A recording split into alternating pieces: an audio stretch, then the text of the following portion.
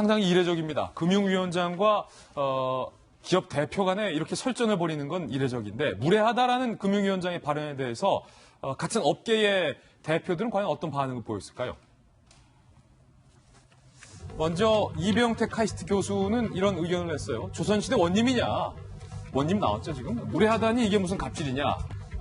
라고 얘기를 하고 또 이영달 교수 같은 경우는 기업혁신가 정신 대표예요. 혁신가를 나무라는 정부가 과연 혁신 경제가 가능하겠느냐? 최종구 금융위원장의 발언에 대해서 비판적인 입장입니다. 그리고 한글과 컴퓨터를 만들었던 이찬진 대표 같은 경우는 이렇게 문제 제기를 합니다. 부총리님을 비판하면 상당히 무례하고 이기적인 사람이 되는 거군요. 그리고 서영우 카풀 업체 플러스 대표는 최종구 위원장의 강원도 출마설이 있다고 한다. 라는 얘기까지, 의혹까지 지금 꺼내 들었습니다.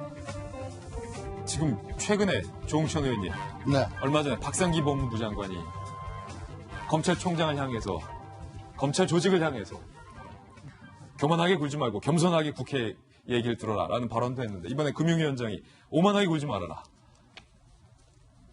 뭐 법무부 장관이야 자기가 그 검찰 행정을 지휘 감독하니까 뭐 그렇게 얘기를 할 수 있겠는데 어쨌든 두 분 다 그 애티튜드 앤 매너를 가지고 얘기를 하는 건 조금 뭐 그렇게 바람직하다고 보여지지는 않습니다. 아, 태도와 예의를 언급하는 건 옳지 않다. 예. 그 할 말 없을 때 되게 보면 태도나 매너를 얘기하잖아요. 할 말 없을 때 너 나이가 몇 살이야? 태도가 뭐 이래? 뭐 이런 거다. 싸우다 보면 왜 반말했냐 가지고만 싸우고. 예. 옛날에 조응천 의원도 국회에서 나이가 몇 살이야? 한번 했었잖아요. 당했었잖아요. 한번 당했었잖아요. 제가 당했죠. 조응천 의원이 당했죠. 네가 뭔데라고 해서 난 조가다 그랬죠. 장모 의원이 나이도 어린데 네가 뭐냐라고 해서 네가 난 조가다 이랬잖아요. 할 말 없어서 그런 거다. 그것도. 어쨌든. 예.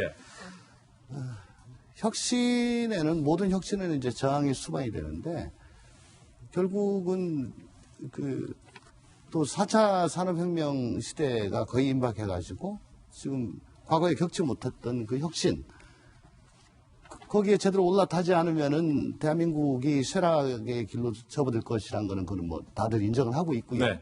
또 그렇지만은 또 개인 택시업자들을 비롯해서 택시 기사분들이 아주 극단적인 선택을 하고 계십니다. 이것도 생존권의 문제고. 이거를 해결할 거는 사실은 기업가가 아니고 정부고 정치권이죠. 정부에서 해결해야 된다. 정치권에서 해결해야 된다. 그렇죠. 그러니까 혁신사업가에게 그것까지 하라는 거는 조금 좀 과한 것 같은데 어쨌든 저는 양쪽 다 이거를 너무 자기 입장만 강조하는 거는 좀 문제가 있지 않느냐 하는 그런 생각이 듭니다. 또 그리고 출마하려고 하느냐. 최종구 금융위원장에게. 네, 요거는 한 두 가지 정도의 뜻이 함의되어 있다고 보는데 왜 당신 소관 업무가인데 왜 얘기를 하냐. 왜 나서느냐. 왜 나서냐. 그리고 이런 얘기를 왜 생뚱맞게 또 이렇게 공개적으로 하냐. 어디 뭐 잘 보이기 위해서 그런 거 아니냐. 예.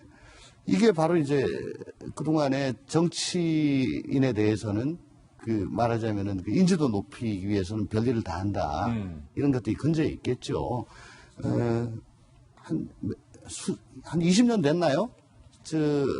삼성의 이건희 회장께서 정치는 4류, 행정은 3류, 기업은 2류라고 하는 얘기를 했다가 와이스 정부 때 아주 좀 굴욕을 치르신 적이 있습니다. 예. 반도체 공장 하나 지으려면은 도장을 1000개를 받아야 된다. 관공서 도장을. 예. 그래가지고 너무 후진적이다라고 하셨는데, 사실 그 말이 틀린 게 아니에요. 갈등을 조정해야 될 정치가 오히려 갈등 양산하고 막말만 해대고 있으니까 지금 4류에서 더 내려간 것 같기도 하고 우리 정치권이 좀 정신을 차려가지고 예. 혁신에서도 뒤처지지 않지만 또 극단적인 선택을 하시지 않도록 하는 그런 지혜를 빨리 좀 짜냈으면 좋겠습니다. 네. 제가 봤을 때는 이게 이제 택시기사들의 그 죽음으로 인해서 사회적으로 좀 파장이 되고 자꾸 이슈화가 되니까 이재용 대표가 정치적으로 그런 죽음을 조금 이용하고 자꾸 그런 식으로 해결을 하려고 하지 말아라. 이제 이런 얘기를 한 거죠.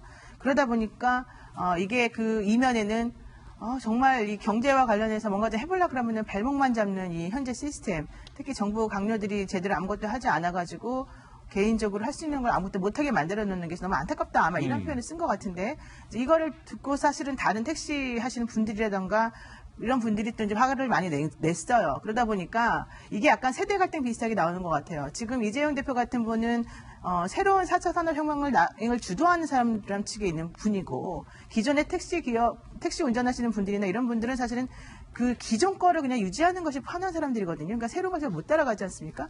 여기에 대해서 극단적으로 그들이 할 수 있는 메시지 전달이 이거밖에 없다고 생각해서 사실은 그런 걸 택한 건데 여기에 대해서 또 이제 이재용 대표가 그러지 말아라라고 하니까 이거는 당신이 너무 저쪽 사람들에 대한 이해나 공감이 없어 그런 거다. 현실적으로 그들도 뭔가를 따라가려면은 이런 여러 가지 인프라가 갖춰줘야 되는데 그게 없기 때문에 이런 건데 그런 것들에 대해서 좀 이해를 하고 좀 예의 바르게 얘기를 해달라. 막 이런 얘기 하다가 좀 갑론을박이 된 것 같아서 저는 이거는 누구누구의 잘못이라기보다는 상호 간에 이 속도가 안 맞는 것 그리고 비전이 안 맞는 것 이제 이런 것들에 대한 좀 문제점이 아닌가 생각이 듭니다. 사실 이 논란을 보면서 택시 업계에 계시는 분들은 또 생존이 걸려있고 이용하는 소비자들도 앞으로 이 서비스가 어떻게 될지 관심을 가지고 있는데 어찌됐든 민간의 대표지만 혁신본부장 민간위원장으로서 현 정부의 몸을 담았고 지금 현재 금융위원장으로 현 정부의 수장인데 이런 방식의 다툼이 과연 정책 개선에 도움이 되는지 단순하게 서로의 말다툼으로 그치는지 이거는 이제 답이 나왔지 않습니까? 그런 면에서 굉장히 안타깝게 생각을 합니다. 왜냐하면 정말로 해결하고자 하는 의지가 있었다면 끝까지 그 자리에 남아서 경제관계 장관회의라든지 이런 공론회장을 통해서 서로 얘기할 수가 있는데 두 사람 다 그거를 박찬 것 같아서 굉장히 안타까워요.